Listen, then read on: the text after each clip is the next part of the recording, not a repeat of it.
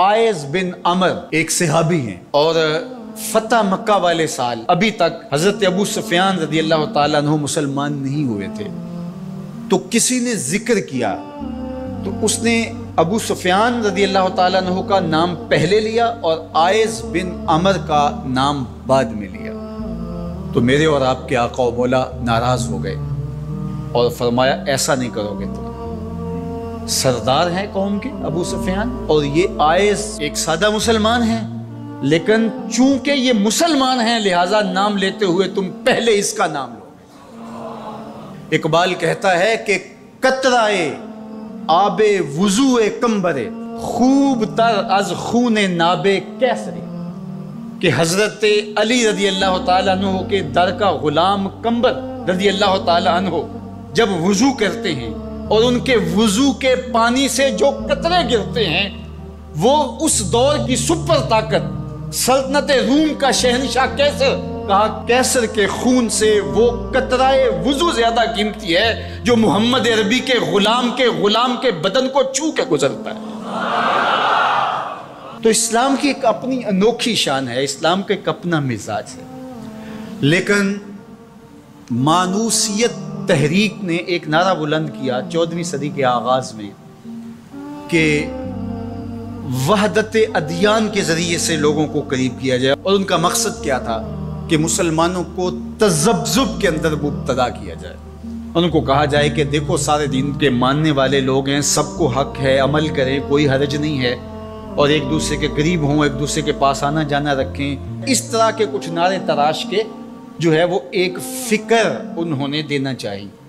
اور یہ فکر 14ویں صدی کے آغاز میں ہی نہیں تھی، بلکہ 14 صدیاں قبل کفار مکہ نے بھی حضور کی بارگاہ میں حاضر ہو کے کہا کہ 1 سال ہمارے بتوں کی آپ عبادت کر لیا کریں اور 1 سال آپ کے معبود کی ہم عبادت کر لیا کریں گے. اس کا فائدہ یہ ہوگا کہ اگر آپ کا دین سچا ہوا تو ہمیں فائدہ ہو جائے گا، ہماری آخرت اچھی ہو جائے گی، اور اگر ہمارا دین سچا ہوا تو آپ کا کام بن جائے گا. باہمی مناقشت، لڑائیاں، الجھاؤ یہ بھی نہیں ہوگا، دونوں کا فائدہ ہو جائے گا. جب انہوں نے یہ پیشکش حضور سے کی تو حضور کے سینہ اطہر پہ سورہ الکافرون کا نزول.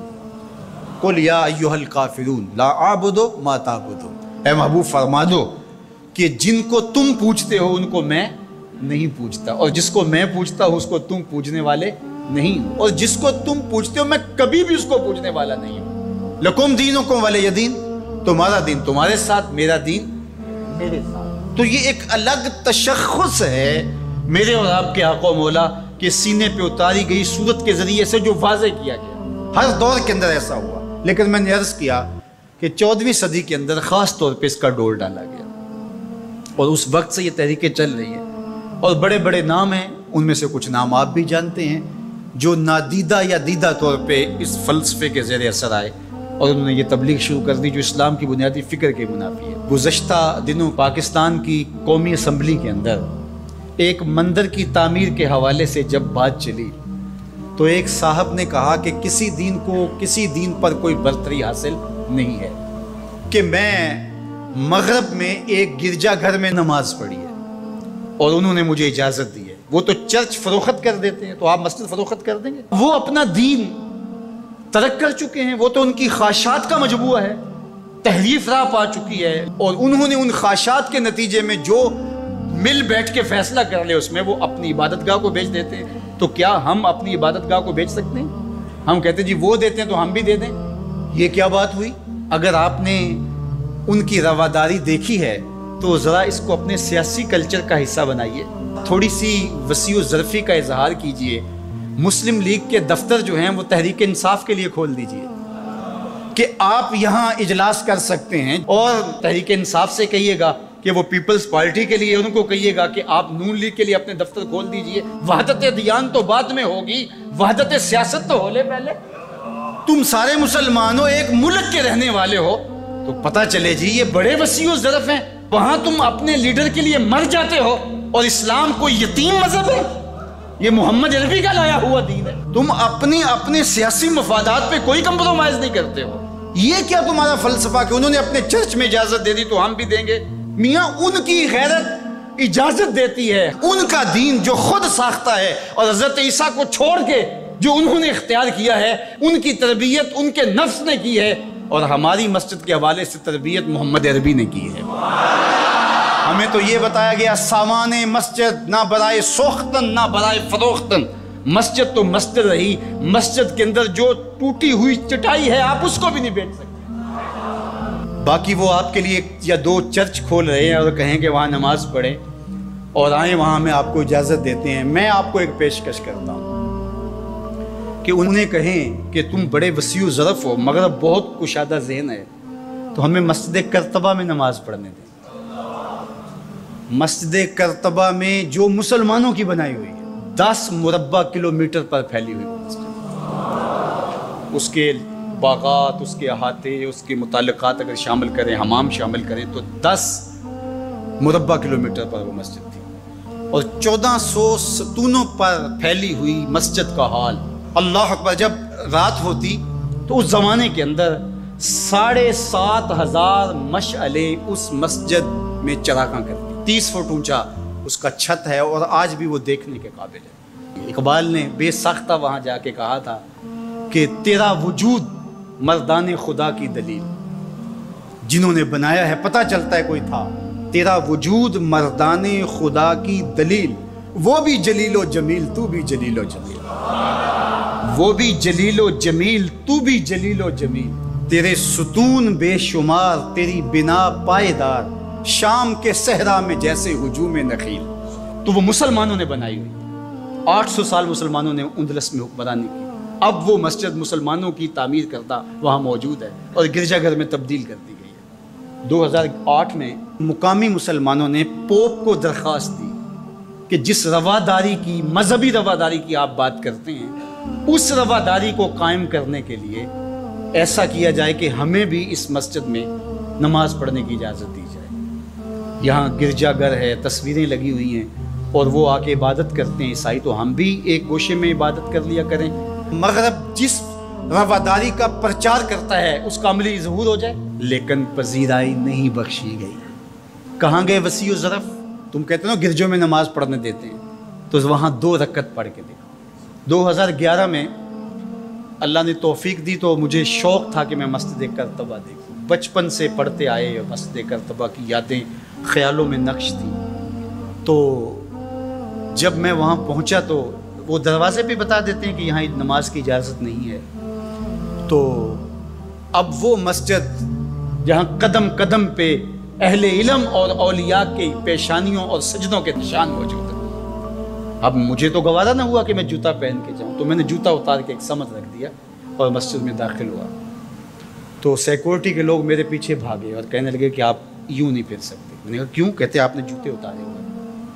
تو وہاں تمام مذاہب کے لوگ آتے ہیں، آپ جانتے ہیں کہ ان کے لباس بھی مختصر ہوتے ہیں، تو میں نے کہا انہوں نے تو لباس بھی نہیں پہنے ہوئے، تو مجھے اس کی اجازت دیتے کہ میں جوتا اتار دوں؟ انہوں نے لباس اتارے ہوئے۔ تو وہ کہنے لگے جی نہیں۔ میں نے کہا مجھے بات سمجھاؤ کس طرح؟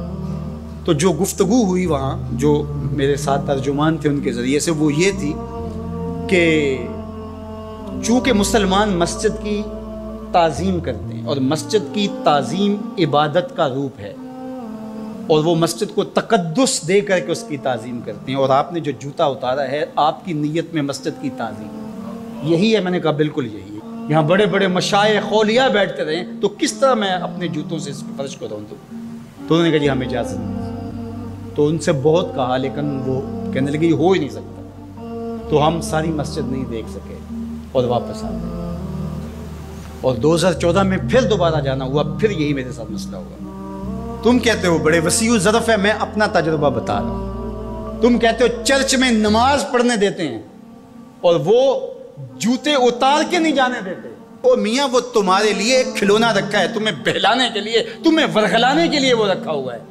انہیں پتہ ہے اس سے بہل جائیں گے، اور وہ بھی شور جا کے کریں گے کہ ہماری مسجدوں میں بھی ایسا ہونا چاہیے، ہم بھی وسیع و ظرف ہوں۔ وہ تمہیں دھوکہ اور فراڈ دینے کے لیے کیا ہے۔ اقبال نے کہا تھا اندروں تاریخ تر از چنگیز، یہ بظاہر میٹھے میٹھے لگتے ہیں لیکن ان کا اندر چنگیز سے بھی زیادہ تاریخ ہے۔ تو جو گرجے فروخت کر دیتے ہیں، آج آیا صوفیہ کہ ان کو کیوں تکلیف ہو گئی؟ اور وہ سلطان محمد الفاتح نے خریدی ہوئی ہے، اور آج آیا صوفیہ سجدوں سے آباد ہو رہی ہے۔ آج وہ مسجد اذانوں سے پرنور ہو رہی ہے اور ماحول کے اندر وہ عجیب خوشیاں پھیل رہی ہیں۔ تو تکلیف اسلام سے ہے، وہ چاہتے ہیں کہ یہ تذبذب میں مبتلا ڈھیلے ڈھیلے مسلمان رہیں، خیر سے رہیں، ان سے کیا ہماری پریشانی ہے؟ مجھ کو پریشانی ہے تو اس امت سے ہے، اشک سحرگاہی سے جو ظالم کرتے ہیں۔ تو آج آیا صوفیہ تکلیف کا سبب اس لیے بن گیا کہ یہ جو تحریک برپا کی گئی تھی وحدت ادیان کی، اور ترکی بھی ایک زمانے میں اس کا مرکز رہا، اور آج یہ ہے کہ وہاں آیا صوفیہ مسجد کی صورت میں بدل رہی ہے۔ لیکن مغرب خوش ہے کہ پاکستان میں مندر بن رہے ہیں، عربستان میں مندر بن رہے ہیں، اور اسرائیل کے ساتھ ہم عربوں کے تعلق کو مضبوط کر رہے ہیں۔ لیکن یہ تمہارا ادھورا سا خواب ہے جو کبھی پورا نہیں ہوگا، یہ وقتی ہوگا۔ انشاءاللہ وہ وقت دوبارہ آنے والا ہے کہ پوری کائنات پہ جھنڈا میرے حضور کا ہی ہوگا۔